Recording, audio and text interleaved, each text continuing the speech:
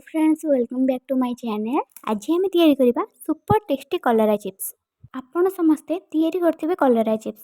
मु आज आपण मानको जो मेथड रे कलरा चिप्स करके देखैबी ता लागिबनी बहुत क्रिस्पी हबो। केमिति हबो चलंतु आरंभ करबा। मु एठी 5-6 टा कलरा गोल साइज रे पूरा पतला काटी के नेछि। मोटा कले क्रिस्पी हबनी। मु एठी गोटे बाउल ले 3 चम्मच कॉर्नफ्लावर, गोटे चम्मच बेसन, स्वाद अनुसार लुण, हाफ चम्मच हल्दी गुंड, हाफ चम्मच लंका गुंड, अल्प 2टा गोटा जीरा, हाफ चम्मच अदा रसुण पेस्ट, ए सब को आमे भल भाबे मिक्स करि नबा। एबे कलरा को पके दबा। देखंतु मु एठी पानी रो यूज बिल्कुल भी करिनी। बिना पानी रे सब जिनिस गुडा कलरा रे भल भाबे मिक्स हो जाउछे। जो लुण पकेइतिले से कलरा रो पानी छाडी से पानी रे ही सब मिक्स हो जिवो। दी गला चलंदे छाणीबा। एठी गोटे कड़ाई नेछि, तेल भी भल भाबे गरम हो जाइछि।